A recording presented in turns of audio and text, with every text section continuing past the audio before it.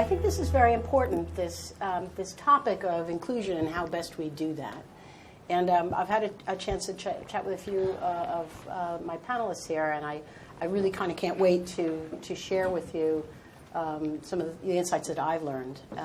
And maybe, I mean, yours you've had a study recently that was really intriguing to me. I would love you to kick us off with the things that your program has seen. Sure. So I may have mentioned this earlier, but we are a nearly 200-year-old scientific membership society. So we have 20,000 STEM professionals all over the world who are, Nobel laureates, high school kids, primarily university researchers and people who are in corporations doing research. And what we do for the younger set of them, so we have about 8,000 grad students and postdocs, is we recruit and train them to volunteer to teach in after-school settings. And the whole idea of the program was to provide the graduate students with service learning opportunities to improve their teaching and mentoring, and then also to provide really fun, hands-on enrichment programming for high-poverty urban and rural children. And about 5 years ago now, we got an NSF grant to be able to study what it would look like to replicate this program. So one of the research questions was, are we doing what we say we're doing? Are we changing these kids' attitudes and content knowledge in STEM? Are we changing the teaching practices of the graduate students? But then also, how do you scale this thing up? And so we just finished the grant and did a really nice analysis with Rob Tye down at the University of Virginia to understand exactly what the mechanism is. We knew it was changing content knowledge. We knew it was changing attitudes. But what we saw was that there was a really specific thing that was happening. There were a group of kids coming in our control group and our treatment group who said, I like to read about STEM, I like to watch things about STEM. But the kids coming out of our treatment group started to say, I like to do STEM. Right? I said this earlier, I like to get my hands dirty, I like to take things apart, I choose to do STEM projects, I'm being active. And what we saw was that transition from what Rob calls receptive to active then translated into, I want to be a STEM professional. And the I want to be a STEM professional metric is an excellent, and I use, it's a very highly correlated proxy for persistence in STEM, meaning that these kids are now much more likely, about 4 times more likely to get a bachelor's degree in STEM. And that really, to us, was sort of the holy grail. Now, we don't really know exactly what it is that is happening, but we know that it's happening, and we know that that impact is not only greater for all of the kids in the treatment group, but significantly, so 400% on 400% greater for girls. So what we're trying to figure out is, now that we have this new set of data, is this thing works. These scientists, these engineers were amazing teachers. We know that from our observations. So what is it now exactly that's about this mentorship, this hands-on STEM, that's really confirming the fact that passion leads to persistence in STEM? And I think what's amazing is that these kids are from primarily underrepresented groups in the STEM fields, 83% free and reduced lunch, very large numbers of English language learners.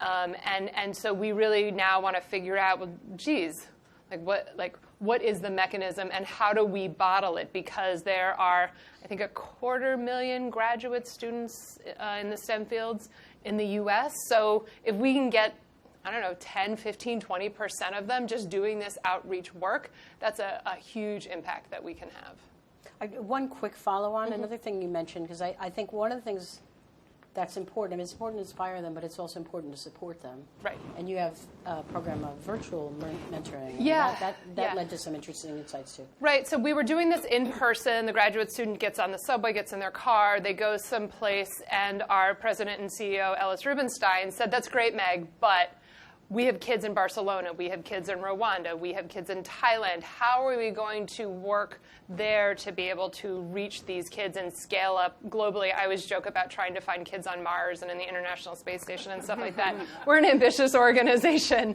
And so what we started to do was figure out what are the essential elements of the in-person mentoring that we can move online. And we picked 2 tacks through that. One, project-based learning, bringing kids together in teams, and these are very international teams of kids with a mentor to work on open innovation challenges. We heard a lot about project-based learning and problem-based learning and challenges earlier. So we now see that we can get really great teams of kids working together on our platform that's called Launchpad.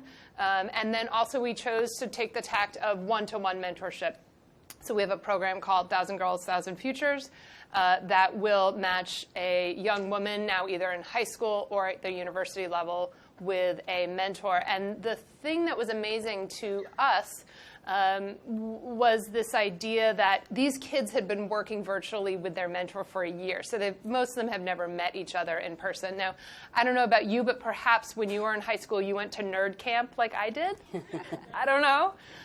But I went to a lot of nerd camps. And there's a camaraderie, a cohesiveness, an identity development piece of that is, we know, so key. And these kids went to virtual nerd camp. And when they showed up in this room in July, it was as if they had been working together their whole lives. And I'm a huge skeptic about technology, but I was completely wrong. I was totally wrong. We were able to create these incredible parasympathetic relationships between the kids and their mentors. So we are really optimistic about the opportunity, both of our platform as well as the role of our scientists. And we have, for every mentor slot that we have 3 to 4 qualified applicants. So we literally, for the scientists, we literally can't build these programs fast enough. So doing great stuff in person, and I was totally wrong about the ability of technology to scale programs. So the mentoring makes me think naturally of the things you're doing at Chevron, and how do we create access through that? I mean, absolutely. I'll ask you to speak about that. I'll speak to that, and maybe just start. Why is a company like Chevron sitting up here talking about equity and diversity in education? Yeah. I mean, obviously, diversity and ensuring all students have these opportunities is something that's really important to us. Not just because we're right there in the communities, but also as we look towards our workforce down the future. And I think we recognize that in order to have a really diverse, not just women, but also underrepresented minorities in our workforce, and the importance of having that diversity in workforce, I think is something people really get a lot more now. You have to start much earlier.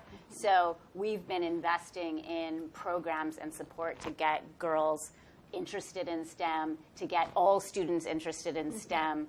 And we spend a lot of funding over the last 3 years. I've been leading an initiative that was a 3-year, $30 million initiative focused on engineering. And so we provide that support around diversity. The employee piece and mentoring is a really important part of it. We also look, and I think it's, the key word for me right now is being very intentional about this. So how can a company act on any of this? One is through the programs we support. The other is through our employees. We've actually even put some marketing behind this around encouraging girls and making the connection between girls and engineering and the ability to do social good, because that's what we've learned from our partners as a key element of engaging girls. I would call out in some of our programming an organization that we support called TechBridge Girls. And they just created, and I'll tweet out the link to it right after this, a white paper on how do you design programs that are girl-centric. And all of that started because we asked the question, we're making a $10 million commitment at the White House first ever Maker Fair to establish 10 Fab Labs in areas that Chevron has operations. And so we said, well, how do we make sure all our Fab Labs are girl-friendly? What does that mean? And so we said, let's have TechBridge think about this for us. And so they then went off and went and spoke to a number of organizations who were doing this really well. And there is a very useful, easy, here's how you can design girl-centric programs. And a part of that, I'll finish off bringing it back to the mentoring piece and the role modeling piece, which is being really thoughtful in how you do that and making sure you take the time as you develop these programs. So it's great to have role models. We want to be able to have our scientists and our engineers go out and teach kids. But we have to be really careful about how we do that, because sometimes our engineers aren't always the best at explaining and making it exciting and really interesting for a student. So we spend a lot of time prepping and doing role model training as to how do you explain the science that you're working on? How do you explain what your job is? And how do you, it's there, it's, if you can't see it, you can't be it.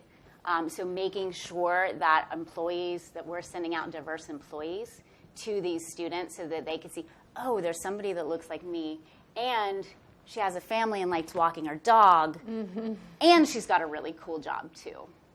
So just being really thoughtful at every level is something that I think is important when we talk about how do we ensure equity for students. Maybe because one of the things Scientific American does is bring the work of scientists to the public and try to make it accessible. Do you have any tips about that for people who are bringing scientists or others into their programs to help make that bridge really well? One is, as I was saying, sort of describing what the science is and how. For girls, it's really important that they see the social impact of it too. And so this is how, and so I think, and one of the things that's called out in the STEM 2026 report is also using the grand challenges. So having activities and working through some of those activities that connect into what the grand challenges are. And then ensuring that, when we're doing role model training, I went through and thought, how am I describing the kinds of things I do in my everyday job, as well as what I do outside of the job, as well, which, it makes the connection, oh, that's a real person there. Yeah. No, thank you. So when I bobbled over your name, I also forgot to say that you are Director of Policy at International Affairs at the White House. So I think this inclusion of girls and thinking about that makes me think of some of the program work that you're doing there. Could you share some of that with the group? Yeah, sure. So I serve as the First Lady's Policy Director, and one of the most exciting initiatives that we launched with the President was in March of 2015 called Let Girls Learn. So you may have either seen the CNN documentary that aired this week or got someone forwarding you the carpool karaoke video that she did. But cool. The initiative is really focused on equity when it comes to education, both domestically and internationally.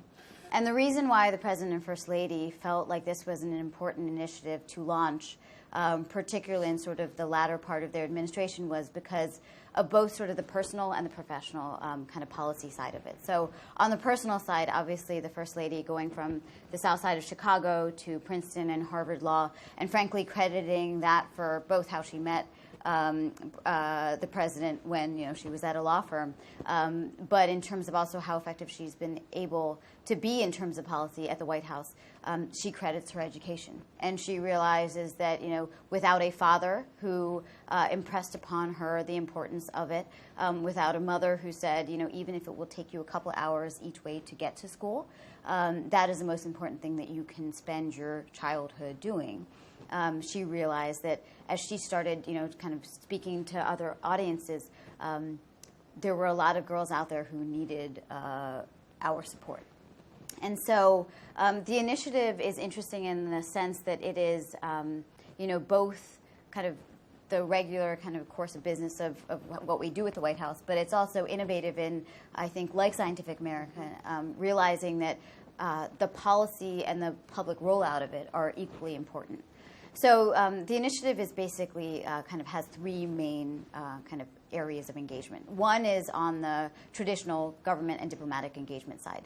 So part of what we've tried to do is really step up our efforts in the White House in terms of programming, working with our agencies, particularly when it comes to girls' education, employing a holistic approach, knowing that the barriers to education aren't just about bricks and mortars. They're about sanitary infrastructure. They're about cultural perception. They're about having, secondary schools that are more accessible to girls so that while they may be able to go to a primary school in their village, they no longer can unless they're traveling, which is obviously a key barrier. And that is why the initiative focuses on adolescent girls' education, because that's where we see the greatest drop-off. And so we have, kind of within the U.S. government, stepped up our efforts, but also really tried to partner and leverage U.S. government taxpayer funding. So everything from partnering with the World Bank, where we announced during the spring meetings their commitment to increase funding for girls' education by $2.5 billion in the next 5 years. We've also partnered with other countries like Japan, the UK, South Korea, Pakistan, just to show that there really is an international coalition of governments around this effort. But the second part of it is realizing that even with an international coalition of governments alone can't do that. And since many of you, I think, are working in different ways on this issue, hopefully I think there's a full appreciation of the fact that there is no reason why the government should be trying to either duplicate efforts that are kind of vibrant and taking form and being effective in the private sector. So we have really worked with a range of partners. So everyone from IBM, Starwood Hotels, JetBlue, JP Morgan Chase, Save the Children, to Barney's and Land's End and Alex Zanani, to PBS Learning, to universities like Georgetown and Cambridge, in the hopes that we can both bring the expertise that companies have, the knowledge that is required to really increase the evidence base around why girls' education is so important, but also the touch points with consumers, recognizing that for us to be effective, we should be leveraging every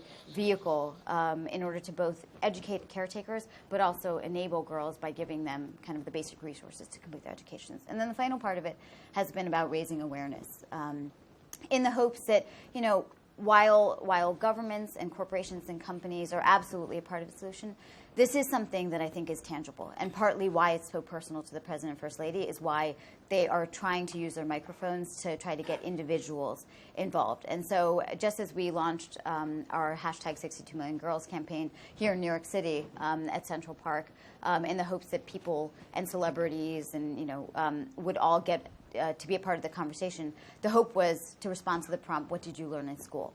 And so we had everyone from Bono to Leonardo DiCaprio to Alicia Keys to Meryl Streep involved in this effort, where I think you see this in different ways, particularly with the First Lady, where we hope to use amplifiers like that to really reach an audience beyond our natural own one. And that is really just because we realize that whether you believe that it is the right thing to do to girls, for girls to have an education in the same way that their male counterparts do. The truth is, when you look at the numbers, it's staggering. For every year of education in terms of secondary schooling, a girl's earning potential increases from 15 to 20%, and that's 25%, and that's just for 1 year. Half of the reduction in malnutrition between 1970 and 2009 was because of an increase in girls' education. And so this is where we haven't had to be the kind of lone voices on this. Whether you're talking about Larry Summers or Amartya Sen, people really say, and there's real truth to it, that girls' education really is the best investment that you can make in the developing world. And so that's really what we're trying to hope to accomplish, even in the waning days of our administration.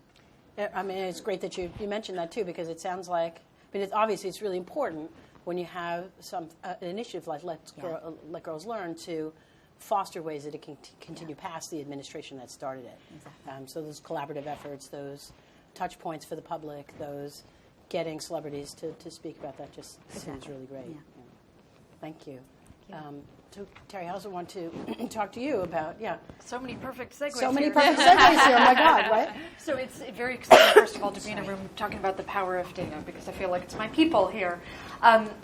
We, at the Clinton Foundation, have a mission to convene creative partnerships to solve the world's problems. And at our No Ceilings initiative, we began that by really thinking about how we make an evidence-based case for the full participation of girls and women throughout society. So we partnered with Melinda Gates and the Gates Foundation, and we spent the better part of a year collecting data on so many different aspects of the lives of girls and women over the last 20 years, over 194 countries.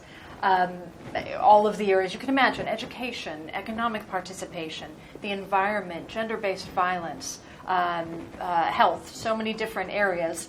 You can find all that data on our website on noceilings.org. But we came away with some, what we thought were sadly not surprising, but some really interesting findings. One was that we have not made any progress at all here in the U.S. or internationally on women's economic participation over the last 20 years. We have remained totally stagnant in that space. And if we are keeping 50% of the population away from the table, how much productivity are we leaving off the table as well? It's really a missed opportunity here for us in the U.S. and globally, of course. A second finding, which is shocking, but again not surprising, is we don't have a lot of data. We are missing an enormous amount of gender disaggregated data in so many areas. In fact, if you ever want to spend a little bit of time looking at our site, you'll see in Haiti in 2012, no information. In the U.S. in whatever year, no information. Countries have not prioritized collecting data by gender. We often don't know what it means for a woman to live in poverty because countries often collect that data by family. So we really lack a full understanding in so many areas of what girls and women are facing. Even when we look at the issue of violence, and we know globally and in the U.S., 1 in 3 women are victims of sexual or physical violence in their lifetime. We only know that because that's the data that's reported. We don't know how much more there is. So that is a fight and a challenge, and it's so exciting to hear that the Academy is gathering a lot of different data as we move forward to think through how we can really make change. But looking at how we contribute to the economy, we know STEM jobs are going to be the jobs that our girls are going to need to access, that our boys are going to need to access. So how are we preparing them in the best possible way? And we think about that a lot in terms of, you talked about government role. We think about that a lot in terms of public-private partnerships. We've been really honored at the Clinton Global Initiative to put together a number of partnerships that launched there, including 1,000 Girls, 1,000 Mentors, including 100,000 teachers in 10. So it's the power of convening and bringing together unusual suspects to think about how to solve some of these STEM challenges has been really fantastic. But we think a lot about, and we hate using the analogy of the pipeline, but if anybody has a better one, please share with me now. But this leaky pipeline, sure, we're talking about the importance of girls in education, girls in elementary, girls in secondary, girls in college. You know, one of our data findings was that 57% of women obtain undergraduate degrees, yet only 18% of women obtain computer science degrees. Now, I just went to my high school reunion, which was weird and strange and all of that. But so 30 years ago, when I was in high school, the number of women who obtained computer science degrees was 34%. So we have gone backwards in terms of how we are encouraging girls and young women to pursue these fields. And we know there are challenges in education, but we know, and we've all alluded to, the real challenges in our culture and how we address these issues. In addition to collecting and sharing the data, we spent a lot of time hosting convenings throughout the country talking to girls and women about various issues. And we had a really eye-opening session on STEM in Denver. We were really excited, and we had a great group of women. We had Danielle Feinberg with Pixar and Debbie Sterling, who runs Goldie Blocks, which is a fantastic engineering toy company. And girl after girl, 13 and 14 years old, I have a teacher, a parent, or somebody else who is actively discouraging me from pursuing STEM education. I have people who are telling me this is not cool for girls. And how we counterbalance that with role models, how we counterbalance that with positive messages is a real challenge that we have to continue to pursue in a variety of ways. Thank you. Yeah. Can I jump in on the pipeline question? Yeah. I think as we begin to think about solutions, and rather than thinking of it as a pipeline, and this is one of the things that came out in the TechBridge report, is talking about it in ecosystems and looking at all of the different ways that we can support these students, not just in class time, but then also museums, and the after school. Parents, and parents has come up a lot today. I think in this topic here, and particularly for girls, when you look at girls and making career and college choices, they are twice as likely to go to their parents for guidance on that front. So we need to make sure those parents, whether or not they have a STEM background, recognize that you don't have to have a STEM background to empower somebody to study STEM. So considering the ecosystem that we have around to support our students all the way through, I think is a key element. I love especially the inviting the parents in part, because I remember when I became editor-in-chief, I thought, you get a limited window of time to do something useful here, Mariette. What what are some of the things you're going to look at? And I was very keen to try to support parents with kids, especially. Because I think it often comes out as this is not right, at the time I visited the White House and I learned about this report it's a few years old now, important but not for me. So the idea that the parents knew that it was, didn't have an understanding of how they could make a connection themselves, and they are going to foster and will help. And when it comes to leaky pipeline, Terri, I just wanted to ask you one other thing. So there's a leaky pipeline for women throughout, because then they may need a break for families and so on, and that's not so easy either. So there's an equity issue there. Oh, but it's, again, so the larger issues of gender equity that we face every day that have a deep impact on women succeeding in STEM jobs. It's wage gap. It's the lack of paid parental leave in this country, the only industrialized nation that does not have paid parental leave. It is companies that do not create a welcoming environment for a variety of people of all different kinds, which is a whole nother issue. It's also being aware. There are a number of women engineers who started this